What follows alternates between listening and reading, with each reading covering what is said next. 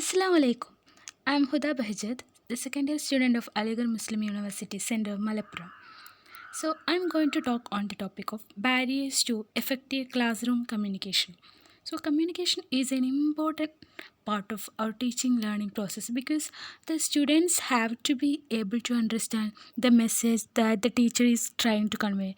Also, the students also have to be able to communicate effectively with each other. So, there are a number of factors in the classroom that can act as a barriers to effective communication. So, let's see what are that barriers.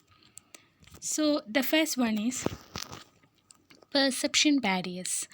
So, sometimes perception may be a barrier to effective communication in the classroom because the different people may receive and hear same message but they interpret it differently.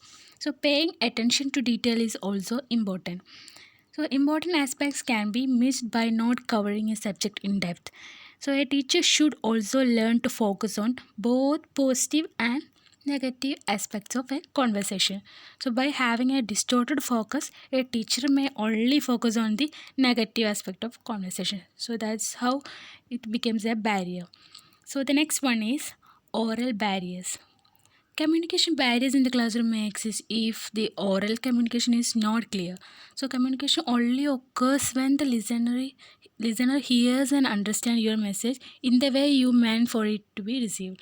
So some problems in oral communication include using words with ambiguous meanings. So the teacher must make sure the students clearly understand the meanings of the words.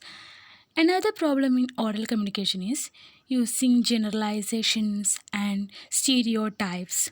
So, classroom communication should be specific to the topic and without any bias.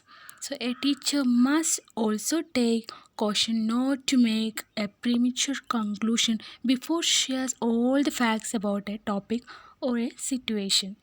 So, finally, a teacher must overcome any lack of self confidence and deliver the message with assertiveness and clarity. So, the next barrier is listening barriers. So, effective listening is one of the most important factors in the classroom communication. So, take the time to listen to what the other person is saying is very important. When someone is speaking, you should not be thinking of your next response. Negative emotions may occur when certain words or body language is used. So we should listen others while others are speaking. We just not take care of what to respond or what how to respond.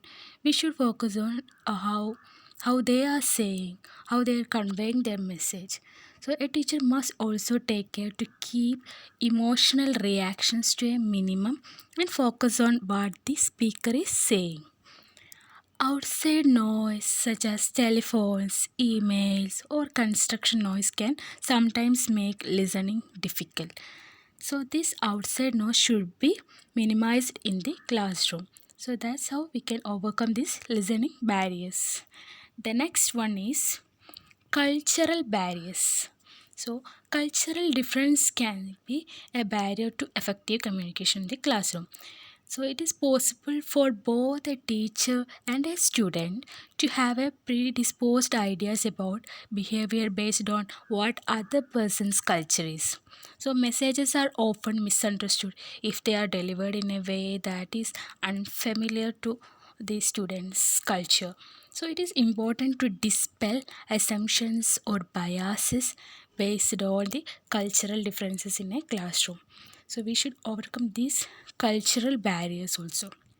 So, these are the barriers that affect the effective communication in the classroom. I hope it is clear to you all. So, thanks for watching this video, and I express my sincere gratitude to Dr. Syed Hayat Basha sir who gave me this opportunity to present this topic.